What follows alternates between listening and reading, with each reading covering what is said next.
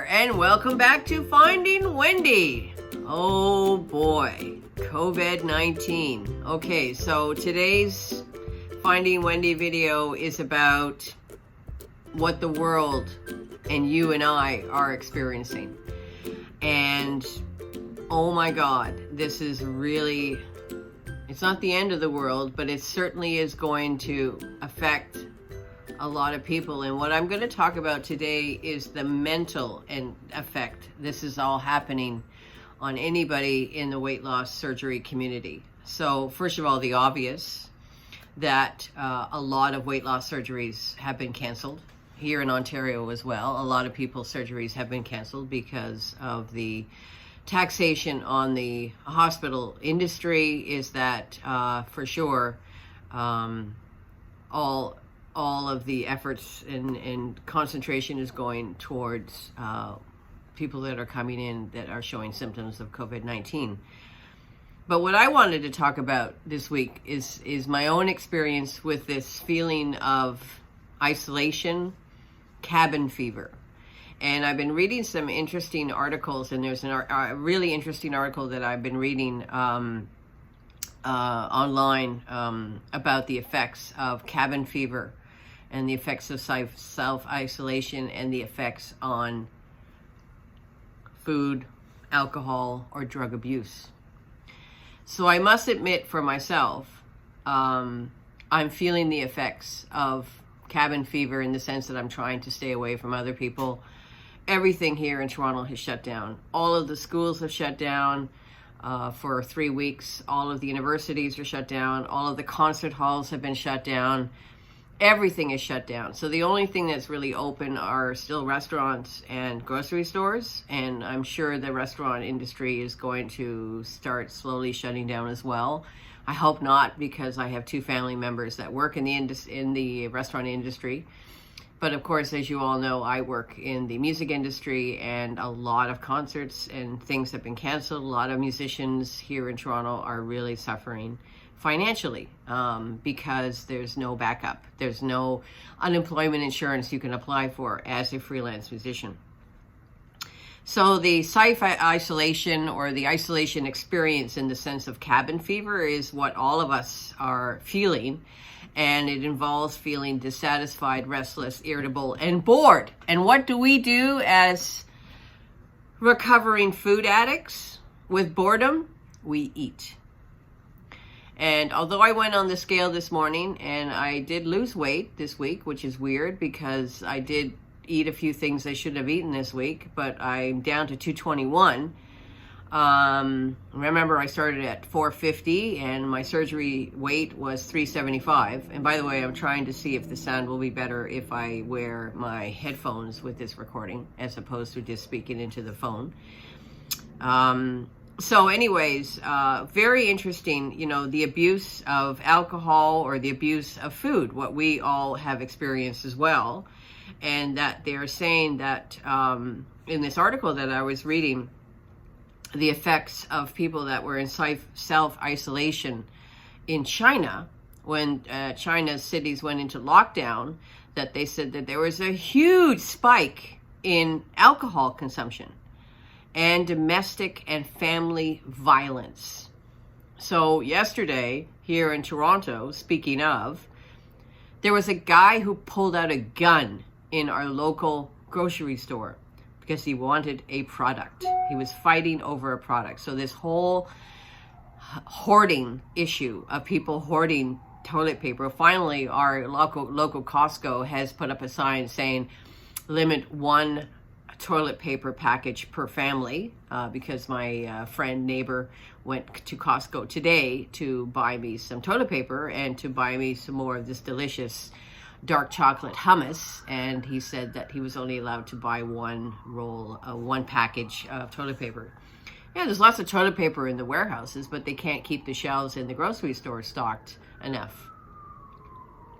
But going back to this whole self-isolation or this feeling of cabin fever, yeah, like last night I was watching Netflix. I was binge watching some shows on Netflix, and that feeling of snacking comes back. And for sure, I had a bag of chocolate Easter eggs, and I ate the whole bag of chocolate Easter eggs, which wasn't much. It was worked out to be about 350 calories. But it's that boredom, it's that snacking, it's that self-preservation mode that you're getting into, and feeling it even more as a weight loss surgery patient. And this whole feeling of anxiety, like, oh my God, I have to make sure I have enough food in the house, because what if I have to go into self-isolation for 14 days? And do I have enough food in the house? So it's human nature to feel that, but it's especially hard as a weight loss surgery patient in my second year. And by the way, next week, actually, today's the 15th of March, and in 5 days will be my 2-year surgiversary. 2 years ago, I had my surgery on March 20th, 2018. I weighed 375 pounds on the day of my surgery. I had a sleeve surgery. They took out my gallbladder at the same time, to which, by the way, I never missed. But I sure as hell am glad I'll never have gallbladder attacks again. Highly recommend it. But who knew 2 years down the road that we are being confronted now with yet another bump in the road for our own journey. Sorry, I'm just going to take a sip of coffee here. By the way, I thought this was hilarious. I thought I'd show this to you. So this is Donald Trump, and he is completely surrounded in COVID-19 bacteria in this little ball. That's exactly, the fact that during his press release that he started this press conference that he had a few days ago, and he was shaking everybody's hand. Well, anyway, it's a great way to get rid of Donald Trump, is to make sure he gets sick. I know it's a terrible thing to say. I don't wish it upon anybody to get sick with COVID-19, because I just heard that my brother-in-law, Robert, he is a in-home nurse. He does in-home nursing care for seniors in Amsterdam. And I just got a message that he is in a hazmat suit now, going and helping people that have COVID-19 in Amsterdam. And that's a really scary idea, that, it's great that he's in a hazmat suit, but still he's being exposed to people with COVID-19. But going back to a lockdown, so they just announced today that Spain is now in lockdown as well. So you have China, and you have Italy, and you have Spain. And here in Canada, our healthcare system so far can support everything and all the needs that are needed for any kind of increase in cases. Right now in Ontario, we have quite a few cases, but we because of the experience we had with SARS back in 2003, our hospital system is very well prepared and can certainly take more patients if they need to. It's all about the ventilator machines. That's why the people are dying in China. That's why people are dying in Italy, because there are not enough ventilators for the people that have extreme cases of COVID-19. That's not the case here in Ontario, and luckily we have that. But I worry about the U.S. I worry about you guys in the United States, because Donald Trump was so late with putting together a proper pandemic plan, that a lot more people are going to contract it in the next 2 weeks than needed to in the first place. So my message today is for yourself and your own weight loss journey, is to stay strong. Stay strong with the urge to binge eat, the urge to go back to eating food that you used to eat before you had the surgery. And this is a message to myself again, these videos, or for myself as well, to keep me on track, because you don't want to become unhealthy, especially now. with this virus out there, that you want to keep your body as healthy as possible. You want to eat as healthy foods as possible, lots of fruits and vegetables.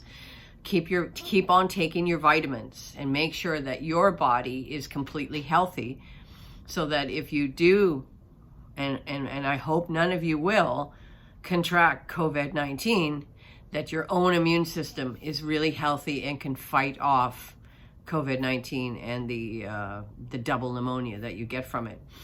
As you probably heard, the wife of our Prime Minister, Justin Trudeau, has COVID-19. She was in London, England, at a conference, and she came back and she wasn't feeling well. She had a fever, and she's now at home with her husband and her 3 children. There's 3 children in self-isolation.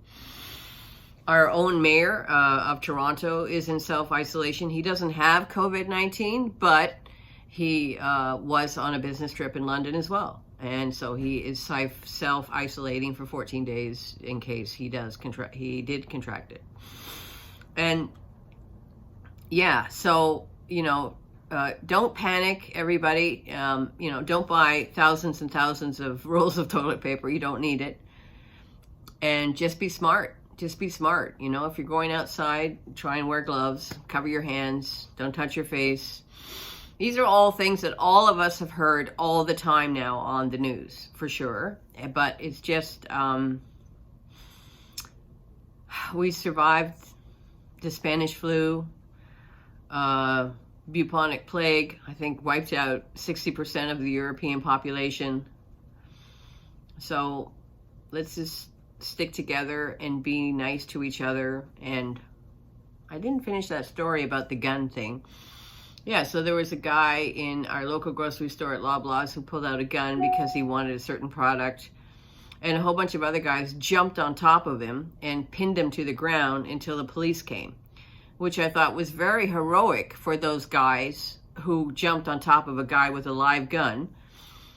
But that's the feeling now, It's like World War II. We are in a war with COVID-19, and it's an invisible war. And so a lot of people are taking advantage of it, and that's also not cool. But there are a lot of people that are helping each other. I recently saw a post on Facebook from our own apartment complex that they posted on the Facebook page. If you need anybody to go out and do shopping for you because you're in self-isolation and you don't have any friends or family that can help you out, let us know and we'll help you out. So the great thing about humanity in such a crisis is that people become even more helpful to each other. We're all human and we're all caring for each other. So I felt a bit lonely, and I was just talking to my best friend Maggie, who had the surgery herself 7 months ago. She had Roux-en-Y surgery, and she's doing really, really well.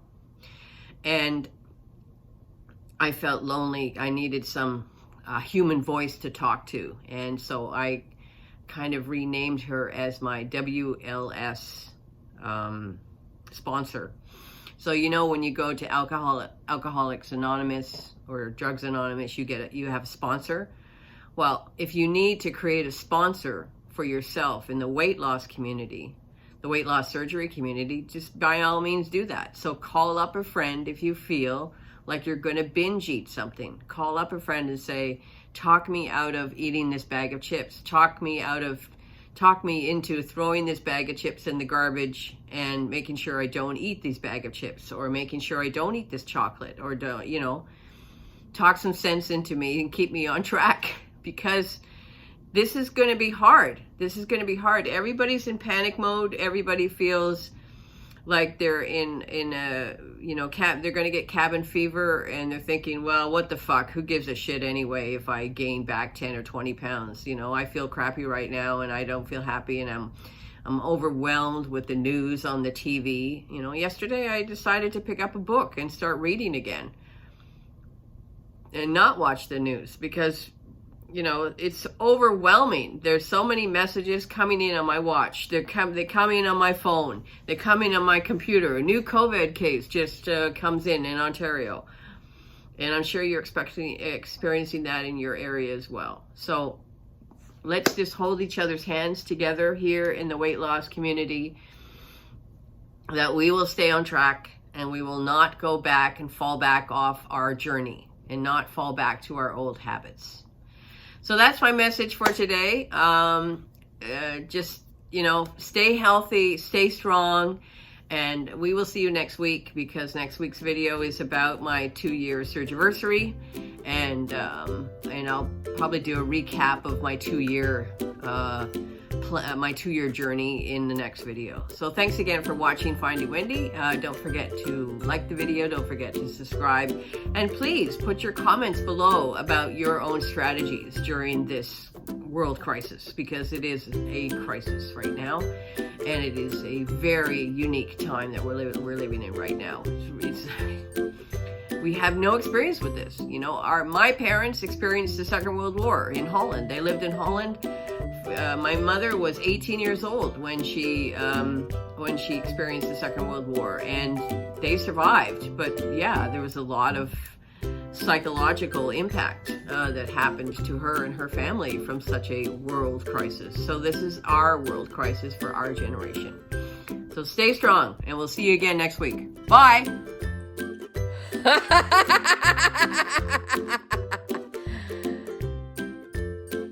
Don't forget to wash your hands.